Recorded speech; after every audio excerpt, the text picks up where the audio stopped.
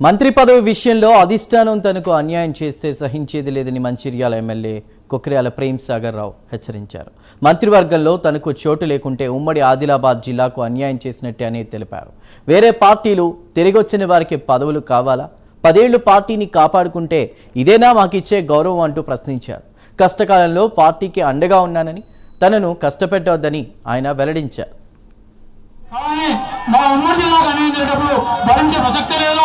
ఏ పరిస్థితుల్లో భరించాం. దానికోసం ఇది ఉద్యమాల గడ్డ.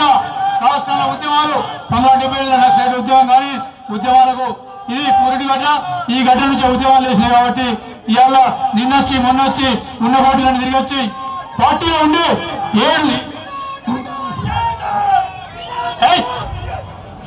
రోజులు బెల్లబెల్లి పాదయాత్ర చేస్తే కనీసం 7 నిమిషాలు రాలేదు. వాళ్ళు ఇవాళ మంత్రి గురించి మాట్లాడుతున్నారు. ఇవాళ ఆ దినం ఖార్గే గారి సభకు రాలేదు. కనీసం మంత్రి వచ్చి వాళ్ళు కూడా మంత్రి పదవి అడుగుతారు. మొత్తం టీఆర్ఎస్ 2 సార్లు, బీజేపీ అన్ని పార్టీలు తిరిగి వచ్చిన ఎవరైతే ఉన్నారో వాళ్ళు కూడా ఇవాళ మంత్రి పదవి అడుగుతుండ్రు. వాళ్ళు ఒక కుటుంబాల 3 అయిపోయినాయి. ఇంకోటి ఇచ్చేస్తే జిల్లాను కాంగ్రెస్ పార్టీ వారికి దత్తత చేసి అమలైంది. అప్పుడు కానీ ఈ జిల్లా ఉమ్మడి జిల్లా అని తెలుస్తుంది మీకు. ఇవాళ నా ఆదివాసులు, నా దళితులు, నా మైనార్టీ సోదరులు గొంతులేని వాళ్ళ గొంతు నేనున్నా కాబట్టి ఖచ్చితంగా వాళ్ళందరి గొంతుకనే ఉన్నా. నా గొంతుకు వస్తే వాళ్ళందరి గొంతులు పోతాయి కాబట్టి ఖచ్చితంగా వాళ్ళ కోసమన్నా దేనికైనా సిద్ధంగా ఉన్నా. కానీ